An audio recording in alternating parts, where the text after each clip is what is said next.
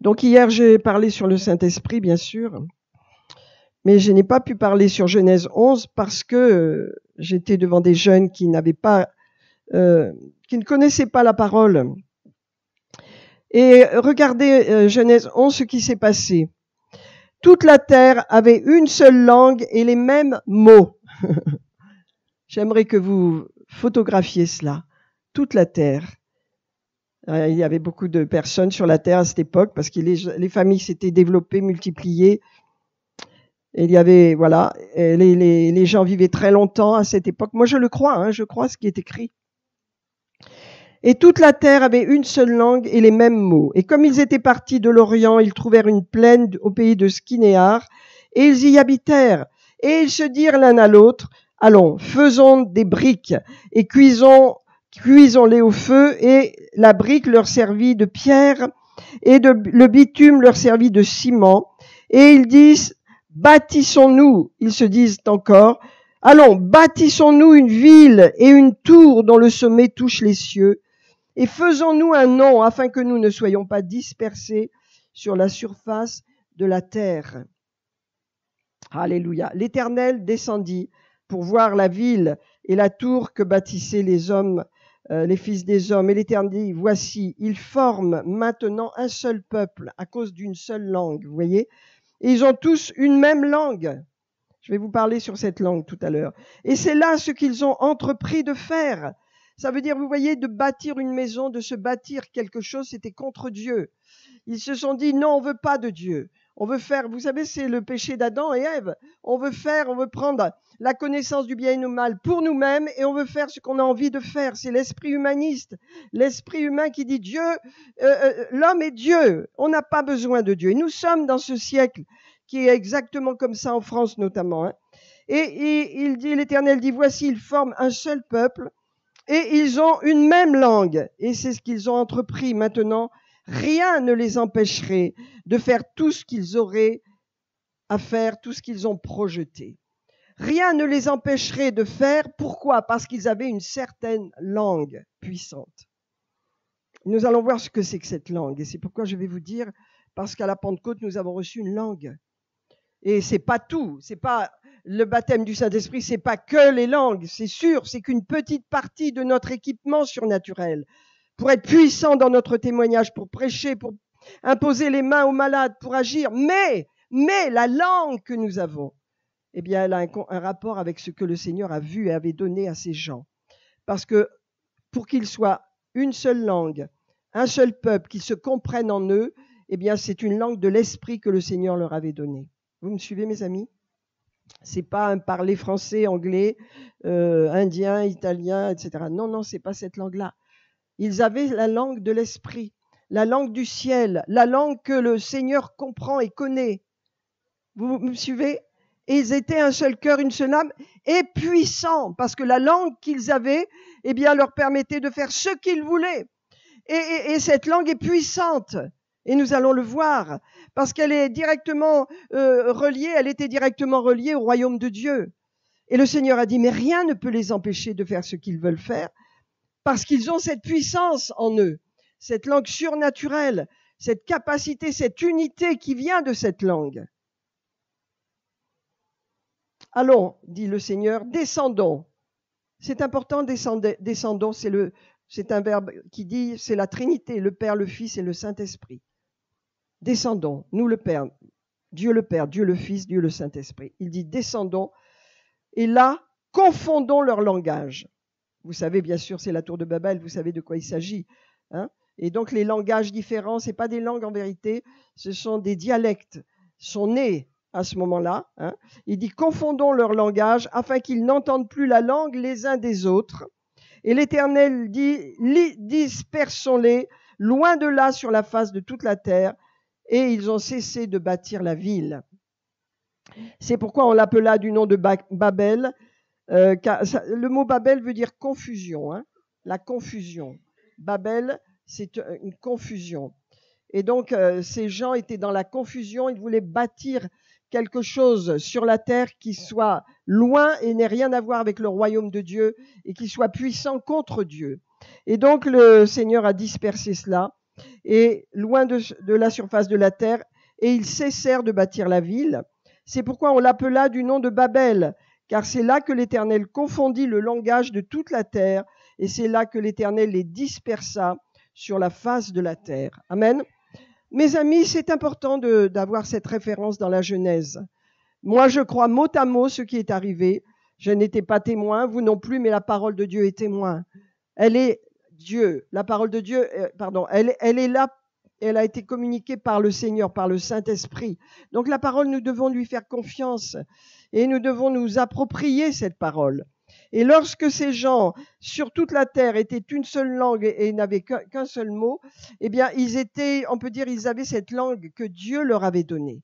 C'est une langue que Dieu leur avait donnée. Et je vais vous dire, à la Pentecôte, c'est exactement ce qui s'est passé. Et regardez, on va retourner à la Pentecôte parce que ça a un rapport direct avec ce qui s'est passé dans Genèse 11. Prenez Acte 2. Et vous voyez que le Seigneur, à travers la langue nouvelle qu'il a donnée à la Pentecôte aux disciples, eh bien, tous les gens qui s'étaient réunis à la chambre haute, là, devant les disciples, ont tous compris que Dieu leur parlait des merveilles, que ses disciples parlaient des merveilles. Ça a un rapport avec Babel, mes amis. Ça a un rapport avec la confusion des langues. Et je voudrais vous dire quelques mots sur vos capacités de prière.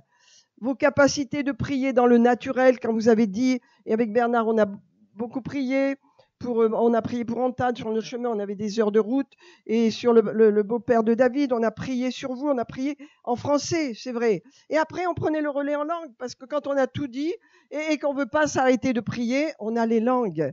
Et regardez dans Acte 2, est-ce que ça vous aide ce matin? Vous voyez, ils avaient, dans Genèse 11, un langage céleste. Et le Seigneur a dit, rien ne peut les empêcher de faire ce qu'ils veulent à cause de cette langue puissante qu'ils pouvaient bâtir et faire ce qu'ils voulaient. Vous voyez, Dieu a dû confondre les langues à cause de cette langue surnaturelle qu'ils avaient, qui les rendait capables de s'unir entre eux et de faire des choses extraordinairement puissantes sans Dieu. C'est pourquoi Dieu a confondu les langues. Mais à la Pentecôte, c'est le contraire qui s'est passé. Amen. Est-ce que ça va ce matin? Regardez. Acte 2. Oui, Acte 2. Merci Seigneur. Parce qu'à travers la Genèse, c'est vrai que tout a commencé. Le livre de la Genèse nous éclaire sur toute la parole. Mais ce qui s'est passé à la Genèse nous rappelle ce que tu as fait dans les actes des apôtres à la Pentecôte. Amen. Alléluia.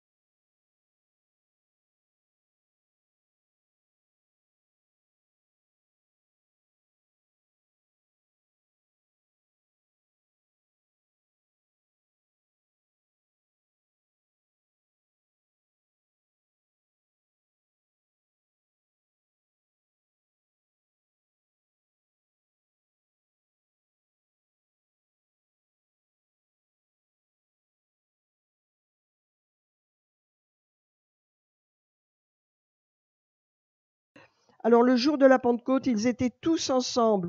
Vous voyez, tous ensemble. De même que à Babel, ils étaient tous ensemble, unis par le langage qu'ils avaient.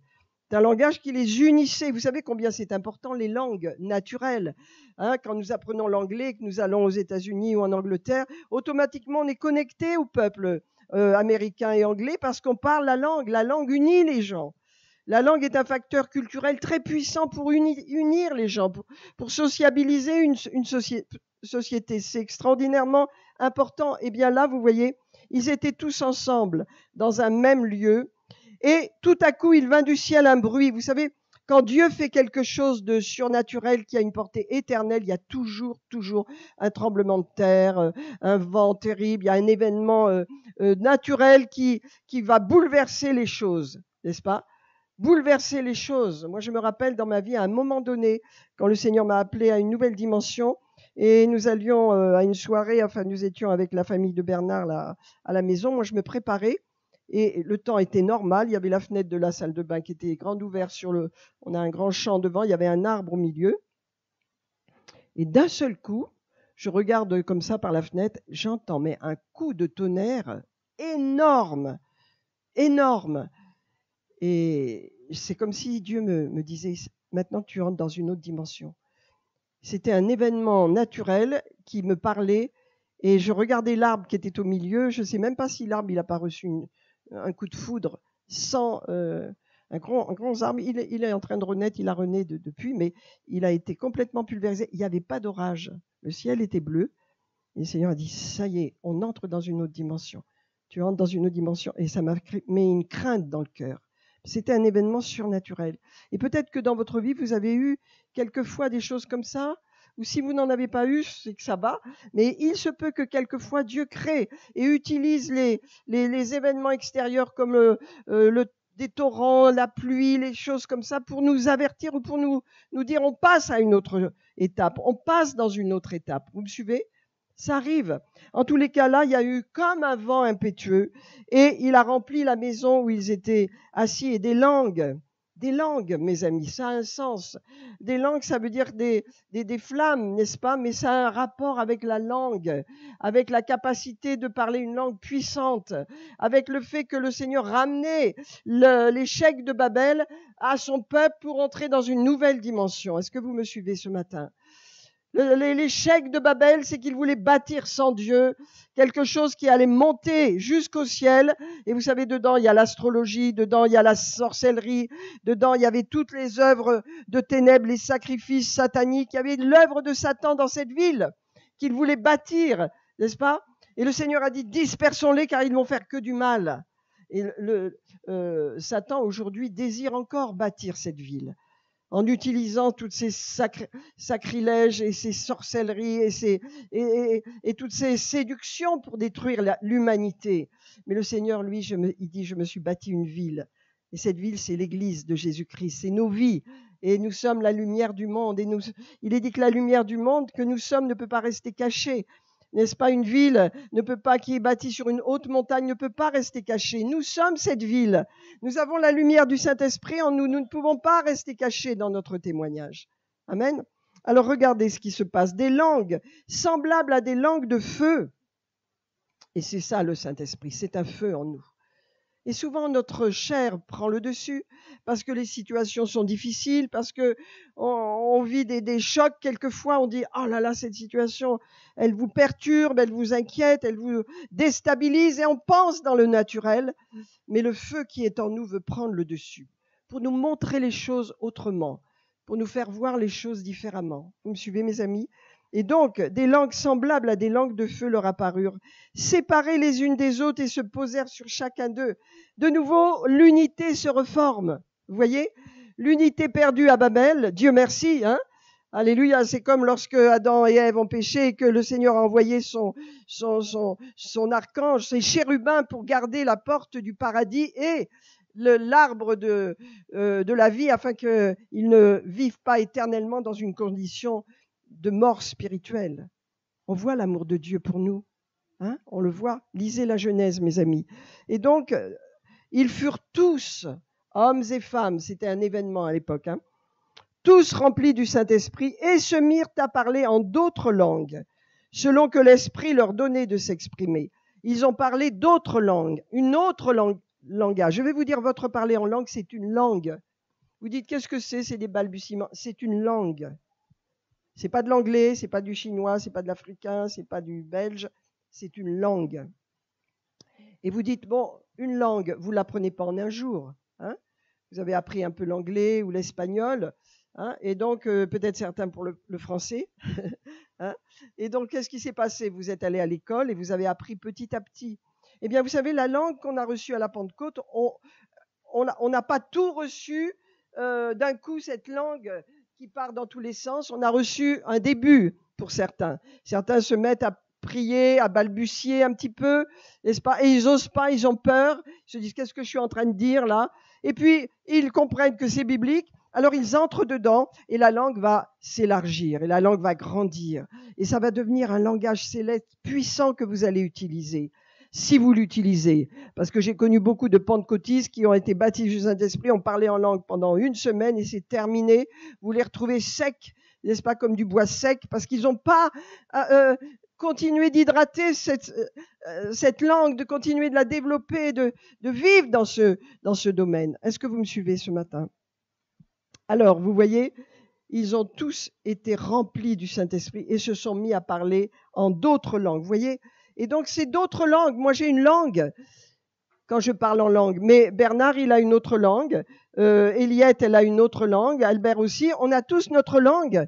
On parle pas la même, disons, on n'a pas les mêmes langages célestes, mais Dieu nous comprend parce que cette langue, elle est céleste. Amen. Elle prend le relais lorsque nous prions. Elle prend le relais dans les situations dangereuses.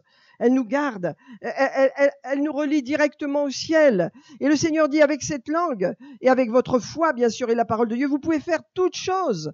Parce que je vais vous révéler ma volonté à travers ces choses, et nous allons le voir dans 1 Corinthiens 14. Hein. Je vais vous révéler ma volonté. Je vais agir au travers de votre esprit. Parce que la langue est une langue de l'esprit.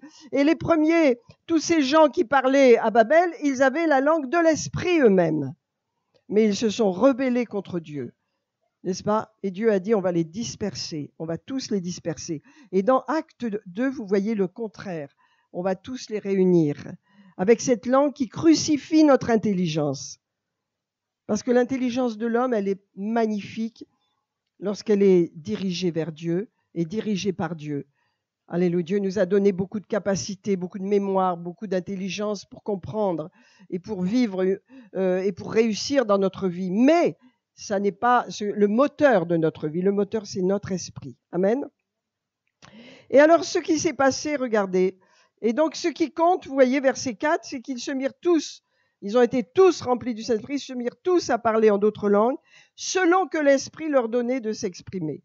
Ça veut dire qu'ils ont parlé une certaine langue selon l'Esprit. Voilà, vous aussi, on parle selon l'Esprit notre langue.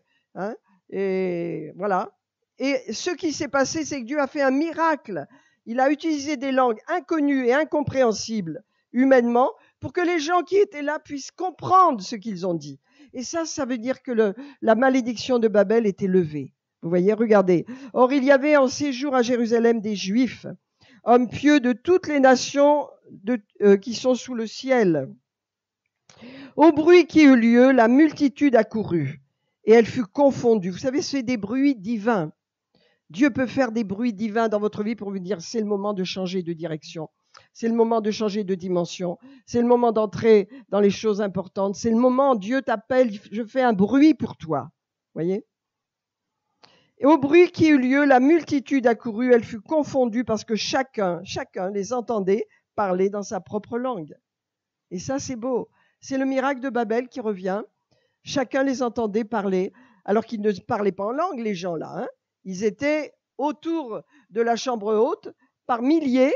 Il y avait eu un énorme bruit. Surnaturellement, ils avaient été conduits à ces lieux-là de la chambre haute, et ils étaient là, et les disciples sont sortis, ivres de l'esprit, n'est-ce pas?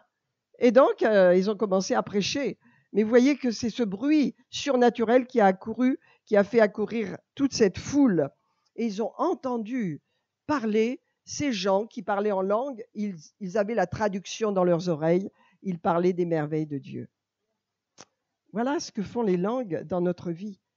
Ils parlaient des merveilles de Dieu. Alléluia. Ils les entendaient parler dans leur propre langue. Et ils étaient, on l'a vu la dernière fois, dans l'étonnement et la surprise, car ils se disaient les uns des autres, mais voici, Ces gens qui parlent ne sont-ils pas tous galiléens? Et comment les entendons-nous parler dans notre propre langue à chacun, dans notre langue maternelle? Et ce sont des Juifs qui habitaient à Parthe, au Mède, ce sont des Élamites, ceux qui habitaient la Mésopotamie, la Judée, la Cappadoce, le Pont l'Asie, la Phrygie, la Pamphylie, l'Égypte, le territoire de Libye, voisine de Cyrène, et ceux qui sont venus de Rome, et Juifs et prosélytes. Il y avait aussi des prosélytes, ça veut dire des gens qui faisaient partie de la religion juive, mais qui n'étaient pas juifs. Il y avait des Crétois, et il y avait des Arabes. Comment les entendons-nous parler dans nos langues des merveilles de Dieu? Alléluia. Voyez ce miracle? Qu'est-ce que je vais vous dire ce matin? Je vais vous dire que quand vous avez cette langue, ne la mettez pas de côté. Priez en français, priez dans votre langage ce que vous avez dans votre cœur. C'est important, Dieu entend votre prière. Mais ensuite, vous devez comprendre que cette langue, elle va vous faire entrer dans une nouvelle dimension parce qu'elle est différente de votre langage naturel. Ce que je prie, moi, avec ma tête, c'est ce que je conçois et c'est bien. Vous priez en français, je prie pour ma famille, je prie pour l'Église, je prie pour les besoins des uns et des autres, je prie pour ci, donc je prie dans ce que je sais, dans ce que vous savez, c'est bien. Mais ensuite, c'est vite fait. Quand vous avez terminé cela, vous voulez entrer dans une nouvelle dimension. Et voilà, et donc, c'est ce que Dieu veut faire. Alors, regardons 1 Corinthiens 14. Bon, vous le savez bien, mais c'est important de revenir, de ne pas oublier ces choses. Parce que quand on réfléchit, quand on médite sur ce qui s'est passé dans Genèse 11, on comprend que à la Pentecôte, Dieu fait, et Dieu fait toujours des choses différemment de nous. Si on voit Genèse 11, on se dit, bon, peut-être que tout le monde va se mettre à parler un même langage, etc. Non, Dieu a un autre plan. Il a un plan spirituel qui n'est pas naturel.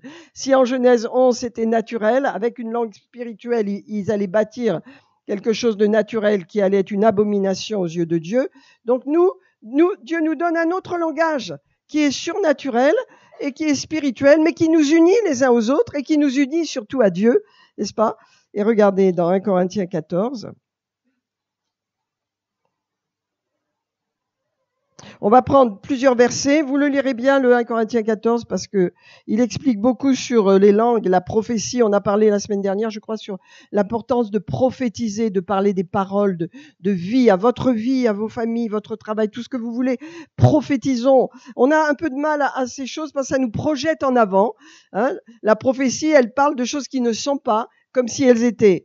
Alors déjà, notre incrédulité, nos doutes, notre concept naturel de dire ouais, je crois dans ce que je vois, eh bien ça le bouleverse. Alors on doit prophétiser, se projeter en avant. Et ça, c'est important. La prophétie nous projette en avant et elle prophétise des choses que nous ne vivons pas encore, mais que nous voulons vivre. Et que Dieu veut qu'on vive. Alléluia. Amen. Hein. Alors regardez verset 2. En effet, celui qui parle en langue ne parle pas aux hommes. Parle pas. Si je vous parle en langue, c'est pas à vous que je parle.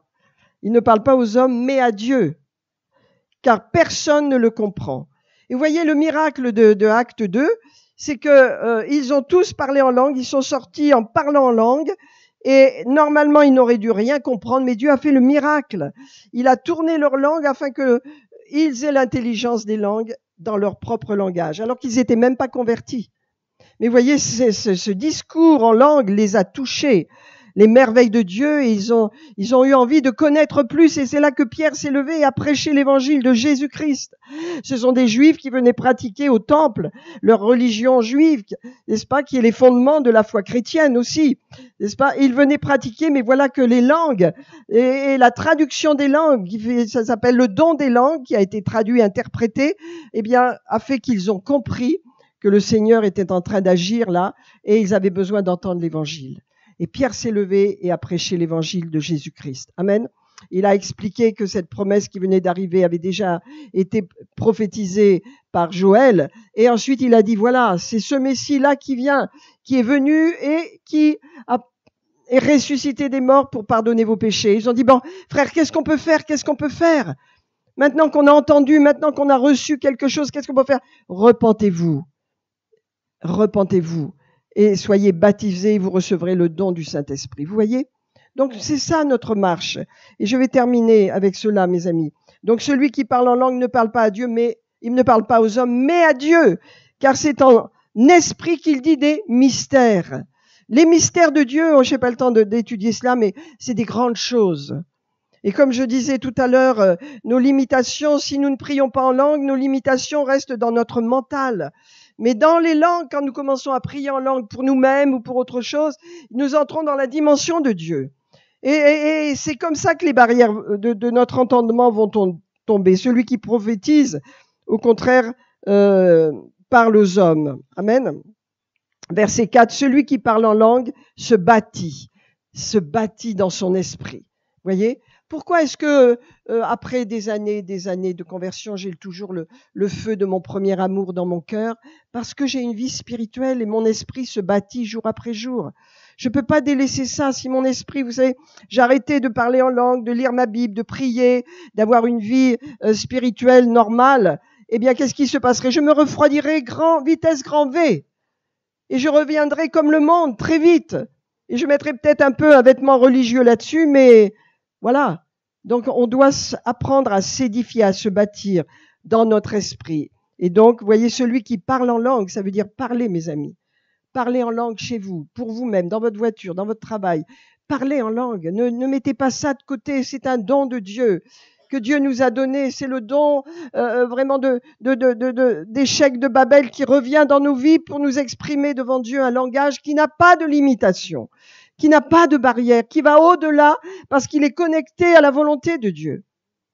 Alors, celui qui parle en langue s'édifie, se bâtit, se construit lui-même dans son esprit.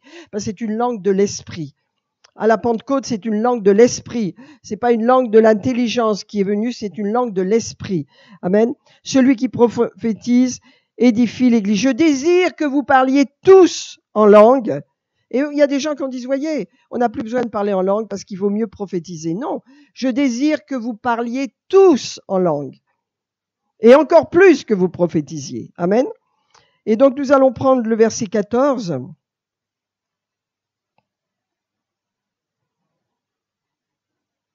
Regardez-le. Il dit, car si je prie en langue, quand vous priez en langue, mes amis, c'est normal que votre tête travaille. Hein, comme je le dis souvent, quand je commence à prier en langue, j'ai envie de faire plein de choses dans ma maison. Hein. J'ai envie d'aller étendre le linge, j'ai envie de faire tourner les machines, j'ai envie de faire du nettoyage, j'ai envie de ci, j'ai envie de ça. Hein. Ça veut dire que votre tête et votre esprit sont déconnectés. Et c'est pourquoi il est dit, car si je prie en langue, mon esprit est en prière, mais mon intelligence demeure stérile. Amen. Que ferai-je donc? Je prierai par l'esprit. Quand vous priez en langue, vous priez par l'esprit. Et je prierai aussi avec mon intelligence. C'est clair. On peut pas faire une confusion. Dans le monde chrétien, mes amis, il y a beaucoup de gens qui rejettent le parler en langue. Ils disent non, c'était pour l'époque, mais c'est fini maintenant. Non, c'est pas fini. On en a besoin. On en a plus que jamais besoin. Que ferai-je donc? Je prierai par l'esprit et je prierai aussi avec l'intelligence. Je chanterai par l'esprit et je chanterai aussi avec l'intelligence. Amen. Gloire à Dieu. L'apôtre Paul a dit au verset 18, je rends grâce à Dieu de ce que je parle en langue plus que vous tous. Je parle plus que vous tous. Il n'était pas orgueilleux. Mais il dit dans l'église, j'aime mieux dire 3 mots en français ou en grec que 10 mots en langue parce que personne ne comprend. Est-ce que ça vous aide ce matin? Ça vous édifie? Amen. Il y a des domaines, vous voyez, dans votre vie qui seront libérés que lorsque vous priez en langue pour ce sujet. Hein, je pense à notre sœur là qui attend des choses du Seigneur et d'autres. Dans la prière en langue, on fait bouger le ciel. On fait bouger. C'est tout puissant. Le Seigneur a dit à ceux de Babel, il leur a dit, rien ne les empêcherait de faire ce qu'ils voudraient. Donc nous avons cette capacité surnaturelle d'être connectés à Dieu et lorsque nous prions notre vie de prière qui est essentielle, nous allons faire bouger les choses. Et nous allons continuer en demandant à Dieu en français, mais surtout il faut entrer dans le monde des langues. Parce que si Dieu l'a donné, c'est un don important, on ne peut pas le négliger.